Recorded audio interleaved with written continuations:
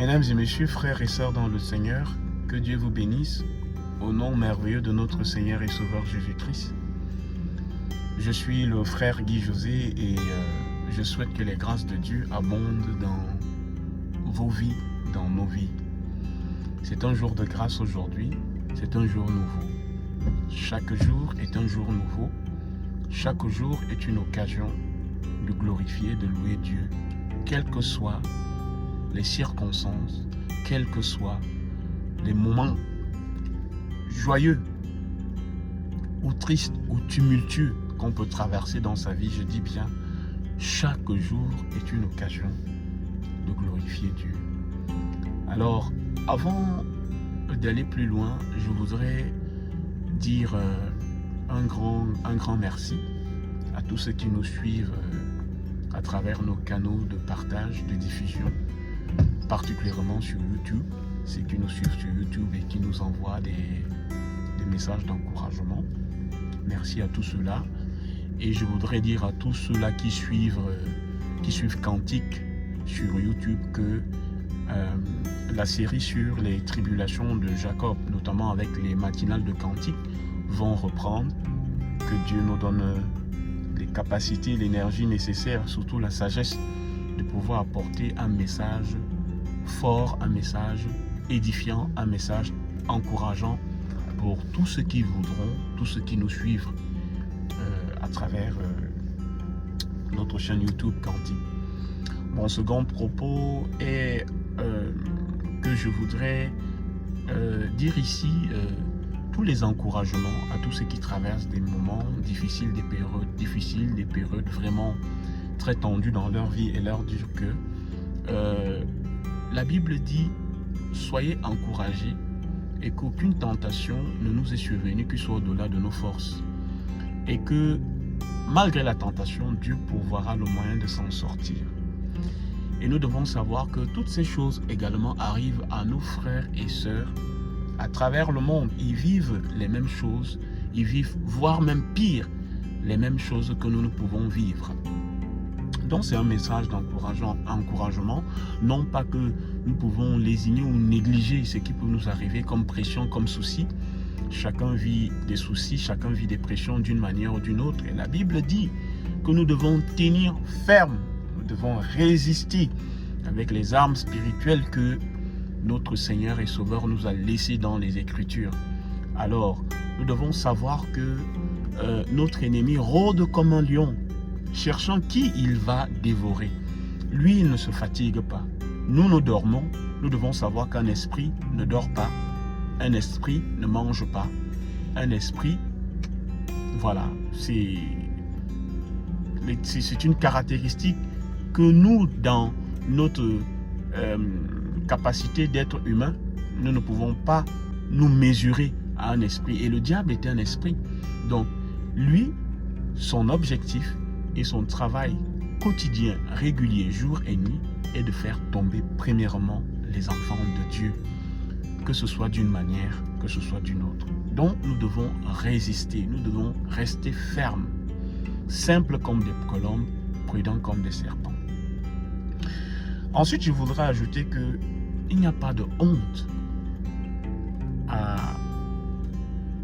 à dire qu'on est tourmenté. Il n'y a pas de honte à dire qu'on traverse des moments difficiles. Il n'y a pas de honte à avouer que on est tombé. Il n'y a pas de honte à reconnaître devant le Seigneur que en ce moment, ça ne va pas. Parce qu'il y a une étiquette que certaines personnes, chrétiens ou pas chrétiens, ont collée à tous ceux qui affirment ouvertement qu'ils sont enfants de Dieu. On pense qu'un enfant de Dieu, c'est un superman, un super-homme, ayant des capacités au-dessus de la nature, au-dessus de tout. Oui, je puis tout par le Dieu en Christ en moi. Oui, le Dieu en moi est plus fort. Oui, je puis tout. Cependant, nous sommes des hommes de chair et de sang. Il peut arriver qu'on traverse des périodes vraiment difficiles où nous sommes éprouvés. D'où notre série sur Cantique que nous voyons sur les tribulations de Jacob. On voyait que Jacob avait été choisi par Dieu, mais il vivra des moments très difficiles dans sa vie. Donc mes encouragements, frères et sœurs, quels que soient les moments que vous traversez, reconnaissez que vous passez un moment difficile devant le Seigneur. N'allez pas en mondo-vision pour étaler votre vie. Reconnaissez devant le Seigneur que vous passez un moment difficile et redoublez d'hardiesse, redoublez de courage, redoublez d'envie d'aller plus loin. Ne restez pas là où vous êtes tombé, parce que c'est ce que l'ennemi veut, que là où vous êtes tombé, que vous restez là et que lui, il prenne le dessus. Je terminerai ce propos par le témoignage d'une connaissance à qui je témoigne la parole depuis quelque temps et qui m'a fait le témoignage d'un échange avec une personne à qui il témoigne également la parole.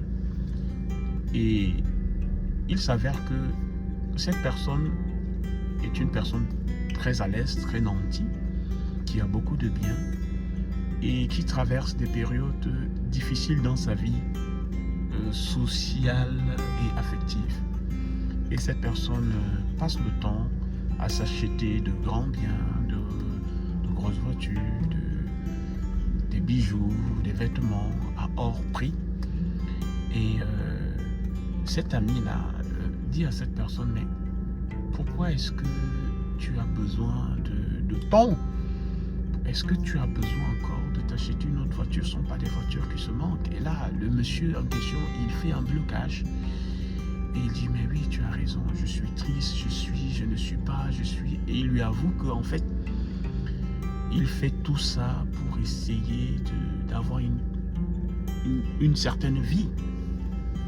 Voilà un peu la situation dans laquelle beaucoup de personnes se retrouvent, pensant combler un vide affectif, un vide émotif, un vide spirituel par les biens, par l'alcool, par la cigarette, par toute autre chose qui ne peuvent ni remplacer le contact humain, la relation humaine et la relation spirituelle avec notre Seigneur et Sauveur. Il est important de retourner à la source. On dit dans ma langue maternelle que quand tu es tombé, il ne faut pas voir que tu es tombé, il faut chercher ce qui t'a fait tomber. Donc il faut retourner toujours à la base pour voir pourquoi j'en arrive là, qu'est-ce qui ne marche pas. Donc c'est un travail de remise en question, c'est un travail de travail en soi et d'examen. C'est examiner soi-même et la Bible le recommande. Examinez-vous. Donc, examinez-vous, examinons-nous, regardons là où ça ne va pas et demandons à Dieu de nous donner la solution. Prenons des résolutions et demandons à Dieu de nous soutenir dans ces résolutions-là. Amen. Amen. Donc, la série sur les tribulations de Jacob va reprendre. Que Dieu nous donne la force et le courage de continuer. Vous êtes nombreux à avoir suivi déjà la première, la deuxième, la troisième partie. Et nous allons reprendre sur la quatrième partie, dont le titre, je peux déjà le dire ici, les retrouvailles de Jacob et de son frère Ésaü, entre guillemets, le pardon. Le pardon est donc important. Pardonnez à ceux qui vous font du mal. Pardonnez à ceux qui vous oppressent. Pardonnez à ceux qui vous font du tort. Pardonnez à ceux qui ne vous comprennent pas et qui vous collent des étiquettes telles que Simon le lépreux. Et c'est là où je vais terminer. L'étiquette de Simon le lépreux. L'étiquette de Simon le lépreux est celle qu'on colle à un chrétien qui a changé de vie. L'étiquette de Simon le lépreux est celle qu'on donne à quelqu'un qui fait des efforts chaque jour de plaire à Dieu, mais qui a eu une vie antérieure assez agitée. Et Simon le lépreux est cet homme que Jésus avait guéri de la lèpre. Et être atteint de la lèpre à l'époque de Jésus-Christ, et même à cette époque, est quelque chose de terrible, de scandaleux. Et à l'époque de Jésus, quand vous aviez la lèpre, on vous considérait comme maudit. C'est une maladie attachée à la malédiction. Donc quand vous aviez la lèpre, vous vivrez en aparté. Quand vous arrivez dans un village, vous devez sonner une petite cloche pour que les gens ne s'approchent pas de vous. Si quelqu'un s'approchait, vous devez dire lèpre, lèpre, lèpre pour que la personne ne s'approche pas. Mais Jésus avait guéri Simon le lépreux. Et malgré que Simon avait été guéri, les gens n'osaient pas aller vers lui. Mais Jésus allait dîner chaque fois qu'il le pouvait chez Simon le lépreux. Et d'ailleurs, se trouvant chez Simon le lépreux, il va être guéri, il va être béni par une servante qui va venir nettoyer ses pieds avec un grand parfum d'albâtre. Donc, comme pour dire quoi, l'étiquette de Simon le lépreux est régulière dans le milieu, dans le monde chrétien. Vous êtes ce que vous êtes parce que Dieu dit que vous êtes ce que vous êtes. Vous n'êtes pas ce que vous êtes parce que les hommes disent ce que vous êtes. Qui vous êtes en Jésus-Christ? Si vous savez qui vous êtes en Jésus-Christ, si vous savez ce que Christ a fait pour vous dans votre vie, ce que pensent les hommes a peu d'importance. La relation la plus importante est celle que vous avez avec le Seigneur. Votre marche quotidienne, vos efforts réguliers à changer, à améliorer votre vie, à ne pas retourner à ce que vous avez vomi, mais de rester dans les bonnes grâces, dans les bonnes voies, sur le chemin de Dieu. Voilà ce qui est important. L'étiquette de Simon le lépreux ne changera pas. Les gens voudront toujours vous rappeler ce que vous avez été, mais vous, rappelez-vous ce que Dieu dit que vous êtes. Nous sommes arrivés au terme de ce petit échange. Encore une fois de plus, que Dieu vous bénisse au nom merveilleux de notre Seigneur et Sauveur Jésus-Christ le vivant. Amen.